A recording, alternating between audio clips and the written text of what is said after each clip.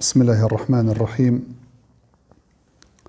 Alhamdulillahi ala ihsani wa shukru lahu ala tawfiqihi wa imtinani wa ashhadu an la ilaha illallah wahdahu la sharika lahu ta'dhiman li sha'nihi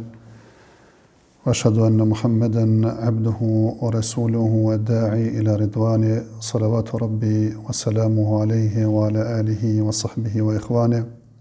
Allah azza wa jalla lavdrojmë ata falenderojmë.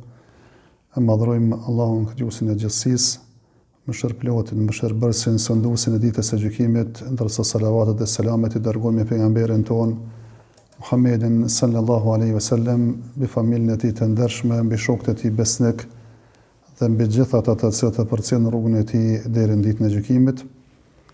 Edhe sonte do të vazhdojmë ligjëratën e radhës përgatitje për Ramazan apo reflektime në lidhje me këtë muaj të bekuar, muajin e Ramazanit. Në ligjëratën e kaluar kemi marrë disa çështje që kanë bëjnë me Ramazanin dhe agjërimin. Edhe sot do të vazhdojmë pjesën e dytë, të marrim disa pika të reja. Prej atyre pikave që kam zgjedhur me fol në ligjëratën e sotme është padyshim me fol në lidhje me disa dispozita që kanë bëjnë me agjërimin, nga se prej përgatitjes që duhet me pas konsiderat besimtari se si përgatitet për Ramazan, është që me mësu disa dispozita bazike në lidhje me agjërimin, në lidhje me Ramazanin, dhe thjesht kur të hin në këtë adhurim, mos të hin i papërgatitur, të bën shkelje, të bën gabime, të kontestohen masandej agjërimi i tina se a pranohet apo nuk pranohet. Të çështjet të dispozitave, realisht do të flasim më gjatë Ramazanit, mirë po do të flasim disa që janë bazike, që duhet me pas konsiderat, duke filluar të ajo se si, domethënë him muaji i Ramazanit shariatikisht. Domethënë pejgamberi sallallahu alaihi wasallam na ka informuar se janë dy rrugë si përcaktohen muajt në rastin konkret të Ramazanit. Ka thonë sumu li ru'yatihi wa aftiru li ru'yatihi. Agjërani kur të shihni, domethënë honën e re, e bëni bajram kur të shihni honën e re të muajit të ardhshëm Shevalit. Fe in gumme aleikum fe akmilu iddata Sha'ban 30, në qoftë se ju pamundsohet për shkak, domethënë se ka rënë qiell dhe nuk keni mundësi me pa honën, atëherë plotësoni muajin Sha'ban, domethënë 30 ditë. Këto janë dy rrugë, ose thjesht me e pa honën, ose me llogarit plotësimin e Sha'banit, domethënë 30 ditë, kjo sipas mendimit më të saktë. Ndërsa rrugë tjetër që zgjedhet zakonisht për masat për llogarit domethënë astronomike, realisht në shariatin ton ka ixhma se realisht jashtë këtyre dy rrugëve që i ceka nuk ka rrugë tjetër, nga se shariati jonë është i thjeshtë dhe i lehtë, i lidh gjërat me çështje që kanë mundësi me i akceptue shumica masës dërmuese, ma lehtë se me pa honën apo me llogarit domethënë muajin Sha'ban nuk ka. Kjo çështja për llogarisë domethënë është pak më e komplikuar, që realisht shariati jonë zakonisht nuk i lidh gjërat me çështje të komplikuara. Po sido që të jetë, ajo që ne e dim tani se kemi një hadith tjetër vërtet pejgamberit sallallahu alajhi wasallam që thotë sumu yawma yasumun nas wa aftiru yawma yuftirun nas, agjëroni atë ditë kur agjërojnë njerëzit, edhe domethënë bëni bajram atë ditë kur bëjnë njerëzit bajram, pavarësisht se në rrugë kanë zgjedhur çaj vend ku jeton besimtari, thjesht mos ndahet prej tyre, mirë po ta agjeron ashtu siç agjerojnë ai vend, edhe të bën bajram ashtu siç bën ai vend. Çështja që lidhet me këtë punë është çështja e agjerimit të ditës 29 apo 30 të muajit Sha'ban, që zakonisht njerëzit e marrin, domethënë në atë aspektin se ndoshta mos ka mujt me hije Ramazani e nuk kemi ditë, në farforme që mi marë disa sebepet sigurisë. Në shariatin tonë, sipas mendimit më të saktë, këtë ditë nuk është lejuar me agjëru, nga se ka në hadith vërtet pejgamberit sallallahu alajhi wasallam, ai i cili agjeron, domethënë këtë ditën e dyshimt se është për Ramazanit e për Sha'banit, faqad asa Abul Qasim, vetëm se e ka kundërshtuar, domethënë Abul Qasim ka qenë domethënë kunja e pejgamberit tonë Muhammedit sallallahu alajhi wasallam, përjashtim bën këtu ai person i cili realisht domethënë ka traditë me agjëru, të hanë tajte dhe ka qellu dita 30 e muajit Sha'ban e hanë apo e ajte, apo agjeron një ditë po një ditë jo, a ka agjeru dita që agjeron dita 30, në këtë rast nuk vjen shprehje domethënë kjo ndalesë për shkak se ky nuk është duke agjeruar pse është ditë e dyshimt, mirë po është të agjeru për shkak të adetit e tij që ka me agjeruar domethënë agjerime vullnetare dhe agjerime sunete. Çështja tjetër që cekun dietarët është puna e niyetit, që dallon niyeti e agjerimit të Ramazanit me niyetin e agjerimit të nafile, nga se sipas mendimit më të saktë agjerimi i niyetit niyeti për agjerimin nafile nuk është obligative mu bë para se me hi agimi, se ka ardhur në hadithe të vërteta e pejgamberit sallallahu alajhi wasallam, është çuë ka pyetur domethënë bashkëshortën, a ka diçka me hongër, i kanë thonë jo, atëherë ka thonë unë po agjeroj, që i bie që faktikisht sikur të kish pas me hongër, kish me hongër, por ndryshe, përderisa s'ka pas që me hongër, realisht domethënë ka bën jetë edhe ka agjeruar, nga se domethënë sipas i hadithit kuptohet që nuk është kusht me bën jetë domethënë për agjerim nafile para se me hy agimi. E kundërta është të çështja e niyetit të Ramazanit, nga se ka në hadith vërtet pejgamberit sallallahu alaihi wasallam, la siyama liman lam yubayyit an-niyya min al-layl, nuk ka agjerim ai i cili nuk e bën niyet, domethënë natën para se me hy agimi. Pra thjesht pa bën niyet, domethënë para se me hy agimi, para se me ikua namaz sabahut, nëse se ke bën niyet, realisht nuk kije agjerim, nga se është kusht agjerimit farz të Ramazanit me bën niyet para se me hy domethënë sabahu. E mas andaj dietarët kanë biseduar se a duhet me bën niyet për çdo natë, a mjafton niyet për këtë Ramazanin. Realisht mendimi më i saktë është se mjafton një niyet për këtë Ramazanin, sa i besimtarit i cili din që ka një muaj të Ramazanit e ka në veten e vet e ka vendosur me agjeru, thjesht ai e ka bën niyet me agjerua, domethënë të Ramazanin. Përjashtime edhe këto bojnë nëse njeriu është udhëtar, ka udhëtuar gjatë Ramazanit, apo grusi ka ardhur për muajshmet edhe e ka prish disa ditë, qoftë me udhëtim, qoftë me smundje, qoftë domethënë grujeme të përmuajshme, atëherë kësaj i thonë nuk mjafton veç ai niyeti i parë që ke pas domethënë në fillim të Ramazanit, mirë po duhet me ripërtri domethënë niyetin. Niyeti është shumë e thjeshtë, nuk ka nevojë me ndërlikue, me pas vezvese niyet as namazit, po as të agjerimit. Edhe njeriu që e agjeron Ramazanin, e ka kuptuar që u hi muaj Ramazanit, nuk ka nevojë me i hap, domethënë me përshprit shejtonin në veshën e tij, me thonë se bën një niyet, u dosh me bën niyet e kështu me radhë, nga se pe dyrve më të mëdha që njeriu i hin njeriut me të llavit gjërat është puna e vezveseve që e përdor si armë, domethënë me në poshtë njeriu. Kështu që këtë rrugë do të më mbyll njeriu vetes së vet, edhe mos më hap derën vezveseve të shejtonit me niyetin se e bën niyet, se bën niyet, nga se niyeti është diçka e mbrëmshme e zemrës, në mendjen tonë, edhe nuk ka nevojë me kompliku gjërën. Çështja që ka të bëjë me niyetin është nëse një njeri ka flejt masjacie,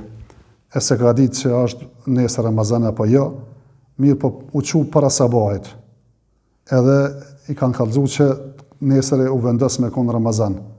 edhe quhet për një gotuje se han një hurme, ai mjafton ky niyet, domethënë i mjafton ky niyet, domethënë faktikisht se ka bën niyetin para se me hyje sabahu dhe para se me hyje agimi, pra që i bie që nuk është kush me bën niyet, domethënë mas jacie ose para jacie kur hin Ramazani, po çatër kur ti informohesh nëse ke mujt me bë para se me lind, domethënë agimi dhe para se me hyj koha sabahit, atëherë domethënë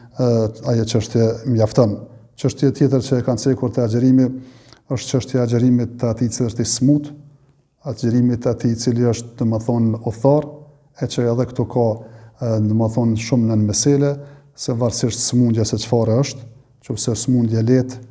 që nuk e vështirëson në asnjë aspekt të agjerimin, atij nuk i lejohet me prish. E kam një dhimbje të dhëmbit lehtë, e kam një flamë të lehtë, nuk është kjo arsye me prish agjerimin. Ka smundje të rëndë që e vështirëson agjerimin. Unë zot ka smundje domethënë që ka të bëjë me sheqerin, që duhet me marrë nështë insulina, duhet me marrë hapa të tjerë, apo me veshka, apo me tash smundje të kancerit dhe kështu me radhë, që më të vërtet e dëmton, nëse vazhdon me agjeru, ka obligim me prish agjerimin. Nëse nëse nuk e dëmton, mirë po vetëm ja vështirëson, pak i vjen maran me agjerue, atëherë dietarët thonë se atëherë i lejohet edhe kjo, edhe ja me bë, le të bën qysh t'ja merr mendja, përderisa nuk e dëmton, se me i dëmtu i thëmë që ki haram me agjeru, duhet me prish. Nuk është e lehtë që thjesht mund të i kalu e që kë duhet me agjeru, mirë po nuk e dëmton, mirë po është e ronë, atëre i thujmë atina vepra qysh ty ta merr mendja që është më e lehtë për tyje, edhe pse ndoshta më mirë me agjeru se e kryen borxhin më lehtë. Ndërsa te sëmundjet është një këndvështrim tjetër, shikohet se sëmundja është sëmundje që është e pashërueshme, apo sëmundje që shërohet, qofse është sëmundje që nuk shërohet, është kronike, edhe nuk pritet përmirësim, sipas predispozitave që i din mjekët,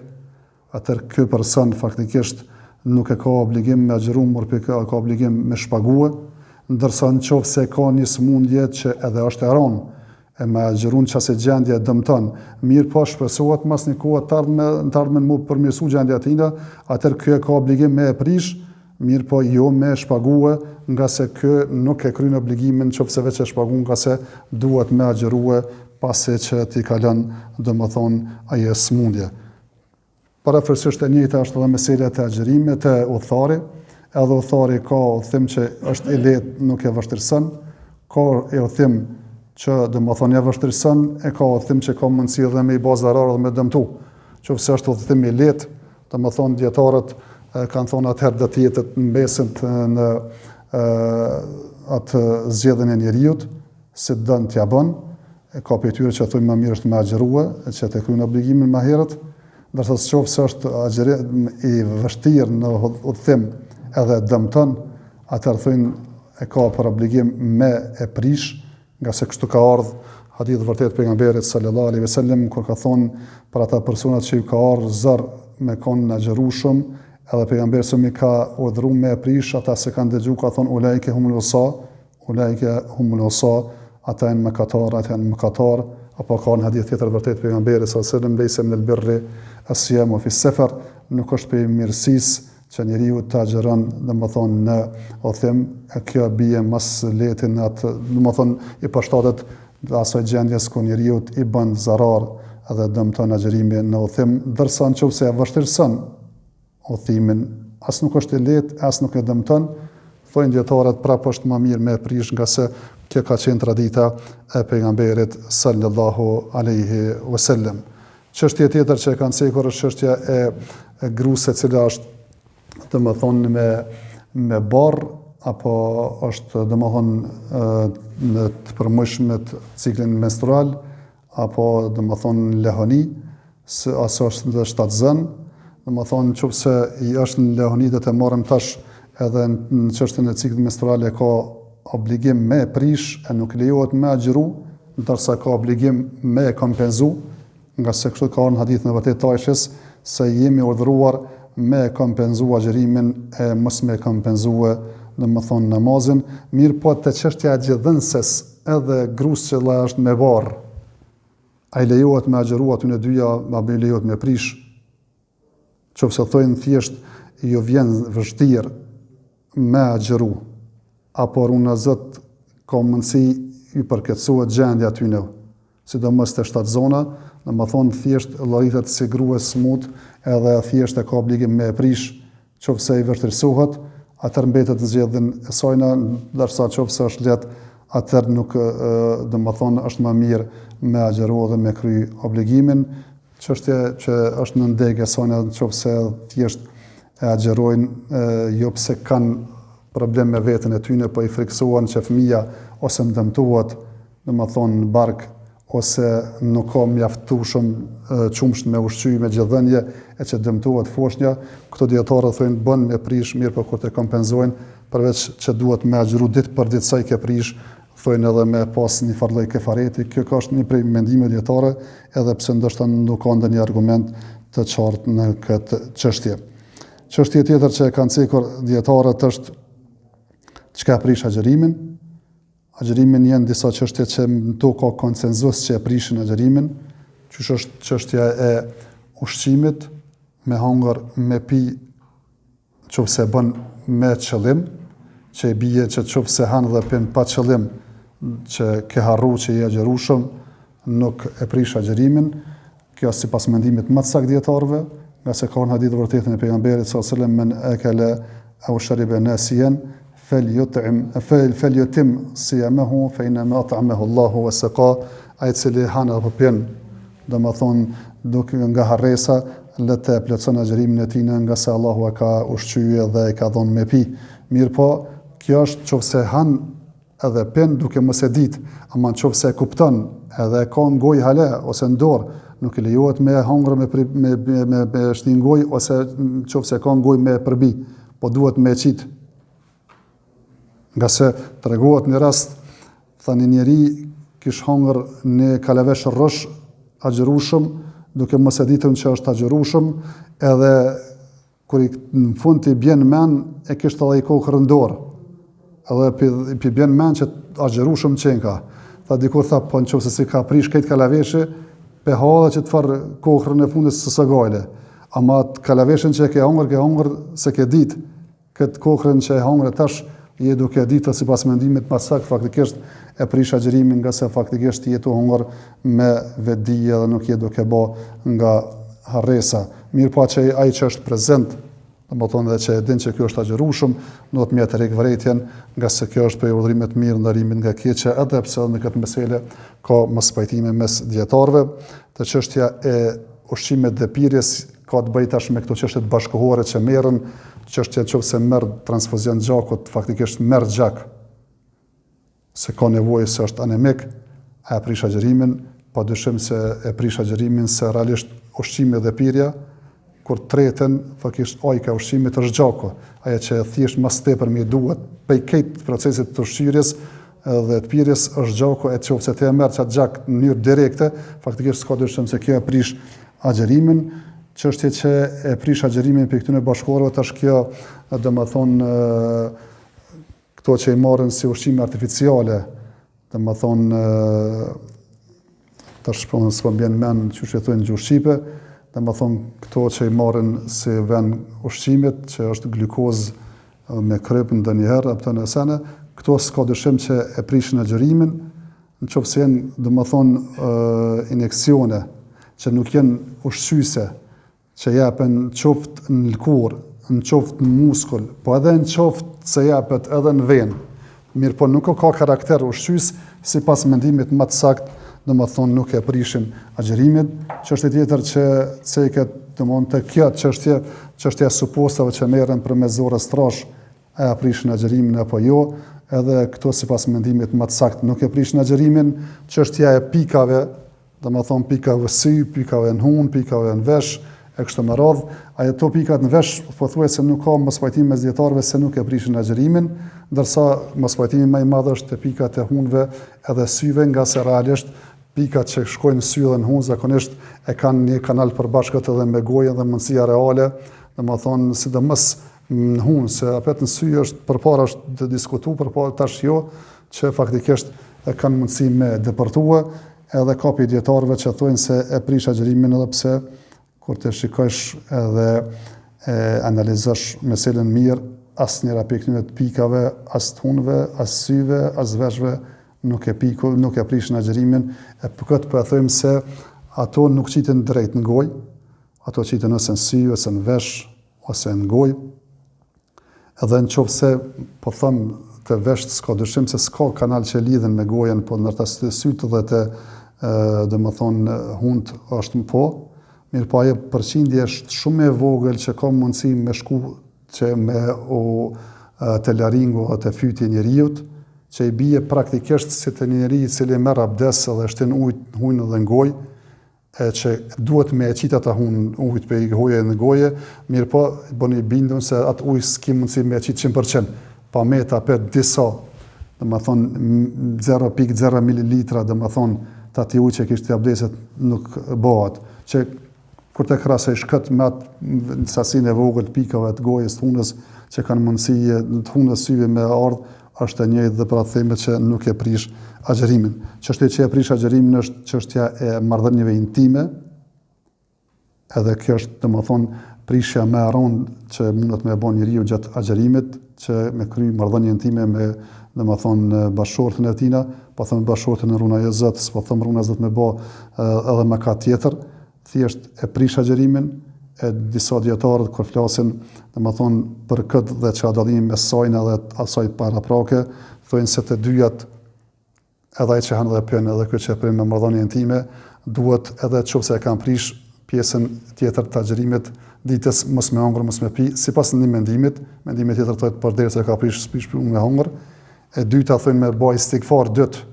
Edhe kë që ka prish me qëllim ka hongër ka pi, edhe kë që ka domethënë marrëdhënie intime, duhet me bë tëube edhe istighfar të madh, domethënë për atë mëkat të madh që e kanë kryer. E treta thonë që dyt duhet me kompenzu ditë për ditë.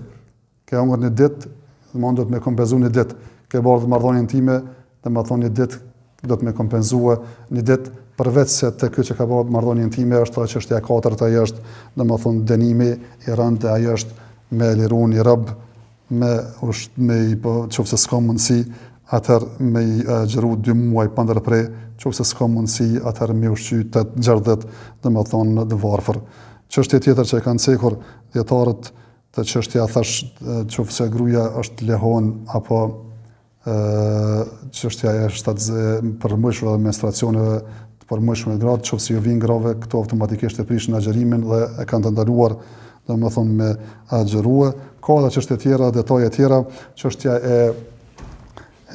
domethënë hixhames, dietarët e kanë diskutuar se e prish apo nuk e prish agjërimin, edhe pse mendimi më i saktë është që nuk e prish agjërimin. Çështja tjetër që ka të bëjë, ndoshta po shkojmë si shpejt, është çështja jo që e prish agjërimin, mirë po te syfyri, që është për i pjesë syfyri dhe iftari, nga se ka thonë pejgamberi të saharu fe në fis-suhuri bareke, dhe hani syfyr se në syfyr ka bereqet, ka në hadith vërtet pejgamberi se ajo vjen darë se mes agjërimit tonë dhe agjërimit të ehlul kitabet, jehudive dhe krishterëve, është domethënë çështja e ngërnis syfyrit, ka në hadith vërtet pejgamberit sallallahu alaihi wasallam se ummeti jem ku me vazhdu me qenë hajër përderisa shpejtojnë iftarin edhe vojnojnë syfyrin. Njeriu e fillon me bismillah se të hyn dhe vërtetohet se ka përëndu dielli, bën iftar, edhe kur të kryen iftarin, masi që të kryen me thona duan që ka në hadith vërtet pejgamberit sallallahu alaihi wasallam, alhamdulillah, dhahaba adh-dhama'u wa ibtalat al-uruq wa thabata al-ajru inshallah, alhamdulillah, domethënë u lagën venat, u shku shua etja dhe u vërtetua shpërbimi me lejen e Allahut azza wa jall. Këto ishin disa, domethënë mas andaj ne kemi lehtësimet që kemi në çështjen e agjërimit, thash nëse njeriu han edhe pin duke mos e ditur që është agjërueshëm, atëherë s'prish punë, nëse një njeri domethënë flan edhe shë ëndër edhe ejakulon, ai prishet agjërimi, jo nuk i prishet agjërimi. Nëse një njeri ka kryer marrëdhënie intime me gruan e vet, edhe ka flejt mos jacie, u quhet domethënë masi që ka hi sabahi. Kur u quhet faktikisht veç ka hi sabahi, mirë po ai u quhet pa pastërt, nuk prish punë se ka ndodhur kështu vetë pejgamberit sallallahu alaihi wasallam me shtiu ujë të ngojë në dhunë. Nuk prish punë vetëm se pejgamberi sallallahu alaihi wasallam ka thonë me pas kujdes sidomos kur të shtin gojën hunë, që mos me shty fell dhe me tërheq shem, që mos me pas rrezik që me kalu diçka në fyt, me i pastru dhëmt, domethënë gjatë çështjes së agjërimit, edhe pse kemi treguar ditën e pejgamberit sallallahu alaihi wasallam se era domethënë më e mirë është era xherusit, domethënë era gojës së xherusit është më dashme te Allahu se era e miskut, mirë po, domethënë nuk ka ndonjë argument që ndalon me i pastru dhëmt, përkundrazi gjitha ato hadithe që pejgamberi ose me ka praktikuar, qoftë kur ka marrë abdes, qoftë kur ka është fal, kur u hin shtëpi, kur dal për shtëpi, që thjesht tregojnë se sa shpesh e ka praktikuar këtë sunet pejgamberi nuk ka ndonjë argument që realisht këtë nuk e ka bë edhe në Ramazan, kështu që edhe kjo lejohet. Kjo shkurtimisht, pse thash ka shumë detaje që duhet me fol këtë temë, dhe isha dalë në pikë tjetër, ajo është disa gabime që i bojnë, domethënë besimtarët gjatë muajit të Ramazanit. Çështja e parë është se është mirë njerëzit që fillojnë me adhuru Zotin më tepër në Ramazan, që i vizitojnë xhamiat më shpesh, që lexojnë Kur'an më shumë, që bëjnë dhikr më shumë, që domethënë ndihmojnë njerëzit më shumë, me kështu me radhë thjesht i shpeshtojnë veprat e mira, e ashtu duhet me qenë, nga se është domethënë sezon ku shumë fishohen të mirat, mirë po është për fatkeqësi kur e shet që njerëzit domethënë e adhurojnë Zotin veç në Ramazan, sikur Zoti nuk është i njëjtë edhe jashtë Ramazanit. Bile keni pa fillojnë njerëzit me shumë elan edhe energji në fillim, kur vjen dikur ka fundi boshatisën xhamia të apton sene sikur domethënë thjesht është në përfundim Ramazanit dhe tash nuk domethënë kur del Ramazani nuk ka nevojë me kon njeriu aq i zellshëm edhe aq adhurues. Gabimi i parë që bojnë besimtarët është se nuk duhet me veçu në të aspekt veç në Ramazan me adhuru Zotin e jashtë Ramazanit sikur mos me kon ai Zot, se sa shembulli edhe sa populli i keq është ata që nuk e njohin Zotin vetëm se kur është në Ramazan. Po na e shtojmë dozën e veprave të mira, mirë po e kem në një farë tavani që nuk e lëshojmë më dash të jashtë Ramazanit. Çështën e namazit sidomos. Domethënë thjesht këtu nuk ka kompromis për besimtarin nga se vije ndarse mes neve dhe jo besimtarëve është çështja e namazit, ai i cili s'ka namaz nuk e di çfarë hije se i jetë domethënë pe fesë, për atë ka pe shumë pe selefët kanë thonë dash me ditë se sa ka rëndësie e feja te filan personi që se çuçi ka punë me namaz, nëse ka punë mirë me namaz, ai njeri ka fe dhe ja ka dertën fesë, por unë Zot nuk e rringati domethënë namazit, faktikisht ai s'ka dert për fenë e tina. Çështja tjetër që thjesht është gabim të agjëruesit është që njeriu largohet në gjatë Ramazanit për atyre gjërat që Zoti në parim i ka leju, me hangër, me pi, marrëdhëniet intime, me bashkëshortet e tyre sene, ndërsa e gjen në anën tjetër se ka dert faktikisht me bë disa mëkate të tjera, edhe me rrejt, edhe me bë gibet, edhe me bë nemime, edhe me bë domethënë mëkate të ndryshme, sikur faktikisht nuk është e kuptuar se çfarë qëllimi ka agjerimi, se edhe çfarë logjike ka nëse një njeri bën agjerim, e largohet prej sene që i ka lu, e shkon e zhytet në ato që domethënë është haram. Por atë ka ardhur pe Xhabirit radhiyallahu ta'ala në pe sahabët pejgamberit sallallahu alaihi wasallam ka thonë kur të agjeron dikush pe ju, të agjeron syre dhe veshët e tij. Të agjeron goja e tina edhe thjesht të mos e shqetëson, ka thonë shërptorin në transmetime kojshin e tina, edhe mos të bën njëjtë si ditën e agjerimit, si ditën e zakonshme tina. Në çoftë jam të agjerueshëm, na duhet me kon mëkatar edhe jashtë agjerimit. Mirë, po kur jem të agjerueshëm duhet me kon më të përpikt edhe më të kujdesshëm, faktikisht se kjo është mësimi i agjerimit që më na bë më të devotshëm. Çështja tjetër që domethënë gabim tjetër që e bën njerëzit të agjerimi është çështja se ka herë koncentrohen te agjerimi vetëm i shiku disa dobi mjekësore, sikur domethënë këtë fokusi është aty,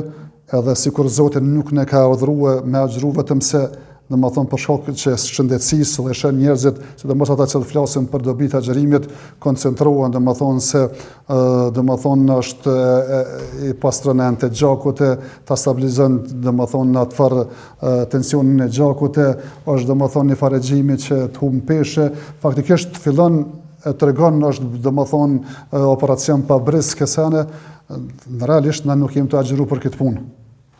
Na e agjerojmë se është ibadet se Zoti na ka urdhëruar.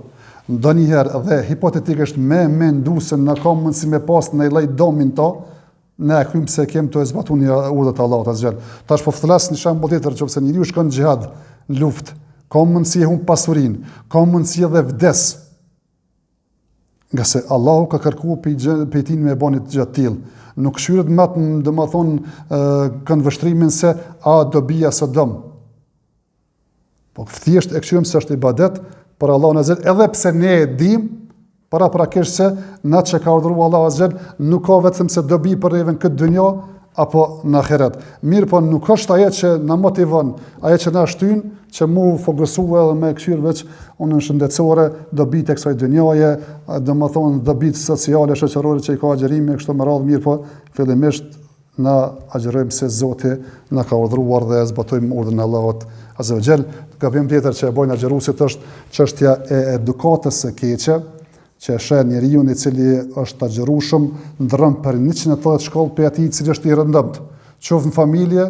qoftë në punë, qoftë në këshi, besa dhe në xhami, sa ne faktikisht e sheh që një njeri është shumë i sjellshëm, shumë i edukuar, kur nuk fol fjalë dyta, kur vjen agjerimi është agjerueshëm, që i them na mos i del përpara, mos fol me ta se faktikisht ka mundësi të shon, ka mundësi të fyn, ka mundësi të lëndon, e kështu realisht nuk është qëllimi i agjerimit, përkundrazi edhe nëse ti provokohesh, në agjerimin ton kërkohesh të jesh i përmbajtur, se kështu ka ardhur hadith vërtet pejgamberi فإذا كان يوم صوم أحدكم فلا يرفث ولا يصخب فإن سابه أحد أو قاتله فليقل إني امرئ صائم Qofse është për njerin dëjosh, dita agjerimit që jetë agjerushëm, as mos fol fjalën dyta, as mos pisket. Qofse dhe bjen provokim dikush e fyn apo don me pas konflikt dhe mungrin me ta, ne të thotë jam agjerushëm. Jo pse s'mundem me ta kthy, po ajo që mund nal është agjerimi, jo fatkeqësisht që shpesh po dëgjojmë vrasë që realisht njerëzit domethënë vend se me ndiku pozitivisht që me eduku njeriu, me komë përmbajtën gjatë agjerimit, e shumë zemërohet, hidhrohet, domethënë është më pa përmbajt shumë në agjerim. Gabim tjetër që e bojnë domethënë njerëzit në çështjen e Ramazanit është çështja se ashtu si disa që koncentrohen me i pas parasysh dobitë shëndetësore, do të tjerë shkojnë mendojnë se agjerimi apo Ramazani është muaji me hungër dhe me pi. Edhe shë një o ditë para se marrë Ramazani, në përket vetë shërbimet tonë, domethënë me karroca të ngarrua, me blesa më shumë ushqim, të merr mendja se kena me hina i far lufte, apo una zot ku morën i far pandemie, të merr mendja që Ramazani nuk është vetëm se me hungër dhe me pi, bile, është edhe e din me bo art edhe me servu ushqime gati që nuk servuan vetëm se në domethënë në agjerim edhe në Ramazan, e që realisht kjo nuk përkon me esencën e agjerimit se kjo përveç që është mastraf, përveç që është ngarkesë për anëtarët e familjes, sidomos bashkëshortët që gatujnë atë bukë që ata mësë nuk kanë mundësi më marrë me ibadet, nëse fillojnë domethënë me ja marru qefet me sill lloj ushqimesh, nuk është kjo qëllimi i Ramazanit, nuk është qëllimi i agjerimit kjo punë, thjesht që ka në hadith vërtet pejgamberi s'ka bëj iftar me hurme të fresta, s'ka pas hurme të terta, s'ka pas, domethënë ka pi disa gërsham ujë edhe dëgllën ka ujë dhe ka mjaftu thjesht. Ramazani është për më bëj ibadet, jo me garue kush po han e kush po pjen më tepër. Çështje pikë tjetër është çështja e disa haditheve që shpesh dëgjohen nëpër njerëzim edhe sidomos Ramazan e që nuk kanë argument. Çështja e parë është hadithit që sumu të sihu, agjerani se keni mushnosh, keni me pas dobi shëndetësore, domethënë as pak nuk dyshojmë se atë që na ka urdhëruar thash Allahu azza është dobi për neve, qoftë në aspektin e kësaj dhunjaje, qoftë në ahiret. Mirë, po ky hadith nuk ekziston edhe nuk duhet mu koncentrua dhe mu përkufizu njeriu në këtë çështje. Ky është hadithi i parë, që është hadith i dopt. Hadith tjetër i dopt është se thojnë në musaim ke qiyamihi apo ke ibadet çdo diçka. Gjumi i agjerusit është si falje, si namazit ti, apo si ibadeti ti. Që një farforme pe kësajna mu kuptu se ti shka flaj vlad, prej masabaj dhe në këndi pak para iftarit, se këtë në lagajt e ty dhe më thonë ibadet. Je nuk është qështot. Po, qofse ti i kryjnë obligime tua, e falë namazin sabajt me ko, dreken me ko, këndi me ko, nuk i obligime që du të me shku në punë me majtë familje sene, s'po thëmë që është ndalu me agjerimi. Mirë, po mëse me nda, fillimisht që kjo është hadith, edhe mëse me nda se Ramazani është muaj i përtasris edhe i dëmbërllëkut, përkundrazi muaj Ramazanit është muaj i angazhimit dhe praktikisht me pa jetën e pejgamberit sallallahu alajhi wasallam luftat më të mëdha, edhe në jetën e tij, apo dhe historikisht gjithë në historinë e muslimanëve e sheh pikërisht ka ndodhur domethënë në Ramazan. Edhe lufta e Bedrit, edhe çlirimi i Mekës, edhe lufta të tjera domethënë Ainul Jalut, shumë domethënë fushbetëja në të kanë triumfuar muslimanët, kanë qenë në Ramazan kur ka qenë agjerueshëm, nga se kanë pas këtë bot kuptimin e mbrapsht se Ramazani është muaj i përtasrisë, po e kanë ditë se është Ramazani muaj i punës edhe i zellit dhe angazhimit. Hadith tjetër që e gjen që është i dopt, thojnë domethënë se nëse një njeri e prish me qëllim agjerimin, nëse dhe agjon këtë kohën, këtë jetën, nuk ka mundësi me e kompenzu atë ditë, domethënë kjo është hadith i dopt, nuk është hadith i vërtet, edhe pse ai që e prish me qëllim realisht ka bërë mëkat shumë të madh. Se ka një hadith shumë më kërcënues në këtë aspekt, pse ka mosvajtime në të hadith, mirë po që kjo hadith se me agjeru këtë jetën s'ka mundësi me kompenzuar këtë ditë nuk është e vërtetë. Edhe hadithi i fundit për sot se shpesh e dëgjoni në Ramazan e që nuk është i vërtetë, është hadithi i dopt, është i gjatë, ai hadithi që domon përgëzohet në Ramazan, e thot ai i cili e bën një punë të mirë vullnetare, ish paguhet si me kryer një farz jashtë Ramazanit. Në qoftë se e kryen një farz në Ramazan, është si me kanë kryer 70 farze jashtë Ramazanit, e fillimi i tij është rahmet, e dyta domethënë falje, e treta lirim nga domethënë pjesa e tretë lirim nga zjarri i xhenemit, kështu të ngjashëm. Ky hadith shpesh e keni dëgjuar, mirë po hadithi është i dopt dhe nuk është i vërtetë dhe rrjedhimisht nuk guxon besimtari as me transmetue, as domethënë me u mbështet në këtë hadith. Përfundoj vetëm me 1, 2, 3 pika çështjen e kësaj reflektimit në lidhje me Ramazanin, është çështja se si të përgatiten për Ramazan. Përgatitja më e mirë që bëhet për Ramazan është njeriu kur përgatitet me niyet për Ramazan, që nëse Zoti jep ymër, lutim Allahun azza wa që gjithë ne vetë na jap ymër, të apresim me iman e me shëndet, e që të na mundsoj të agjërojmë, të falim dhe të shfrytëzojmë vepra të mira. Mirë po pe sotet me e bë niyet që nëse Zoti na jep ymër, edhe mu fal, edhe me agjëru, edhe me lexu Kur'an, edhe me bë dhikr, edhe me ndihmu, e kështu me radhë, se hipotetikisht edhe nëse Zoti na merr shpirtin, nëse këtë niyet e kemi pas, me lejen e Allahut azza wa jall, Allahu kum na shpërblyje për këtë niyet që e kemi bë. A keni dëgjuar hadithin e pejgamberit sallallahu alajhi wasallam, ka thonë se ai person i cili smuhet apo udhton, Allahu ja shkruan të njëjtat vepra që kanë të i bë kur ka qenë shëndosh e mirë, apo faktikisht domethënë ka qenë në vendin e vet. Për shkak se thjesht ka pas arsye pse si ka bë, ama njëtën e ka pas me i bë.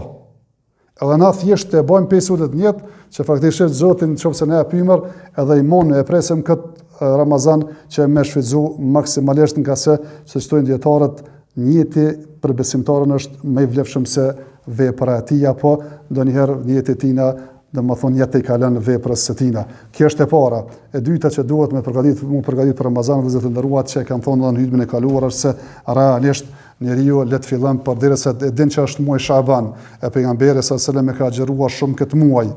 E ka xheruar për atë arsye se ngritën veprat dhe ka pas qef që veprat më ngrit, domethënë ai duke qenë agjërueshëm, mirë po thjesht një për përgatitje, që thjesht të ushtrojmë veten me këtë agjërim, që kur vim puna Ramazanit, mos na vjen test të agjërimi mos 19 muajve, e me thonë në rën 3-4 ditë e para, s'po di kryt ku e kam, edhe në 7 ditë e kështu me radhë, po nëse ka dalë lale apëtën, fillon me agjërum të hanën të ajte, përgatit apëtën e se në të lexu ka pa Kur'an këtë muaj, e kështu me radhë që kur vjen puna e Ramazanit me të ardhmë ma letë, edhe faktikisht me fillu me fishjue të Ramazanin, edhe me shfrytëzu maksimalisht 5 ditës së parë, jo kur kthjellesh ka gjysa e Ramazanit. Edhe e treta, e kjo fundit është ajo që kërkohet për neve gjithmonë, që me i paksu mëkatet vazhdimisht, e sidomos se thash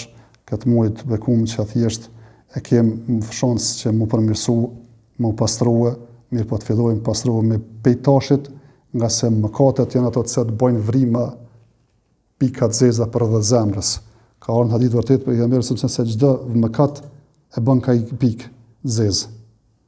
Edhe pika nxihet zemra, e kur nxihet zemra faktikisht mos ka ndikim ajo që vjen nga jashtë. Domethënë thjesht e hub ndikimin, as nuk e din çka është e mira, as nuk e din çka është e keqja, edhe thjesht edhe me dashur me bë mirë, thjesht që kjo perdja nuk e lën, kështu që nëse don njeriu me përfitu për Ramazanit, le të pakson këto mëkate, të i largon këto njolla të zeza nga zemra, që Allahu azza na bën prej atyre që të kem dobi për këtë Ramazanit, edhe lutem Allahun azza që të na mundson të presim me iman e me shëndet në familjet tona, na mundson që të falim e të agjërojmë, të bëjmë vepra të mira. Dhe lutim Allahun azza që të na pranoj të gjithat, na jap sinqeritet në fjalë dhe vepra. Wa akhiru da'wana alhamdulillahi rabbil alamin wa sallallahu sallam ala nabiyyina Muhammad.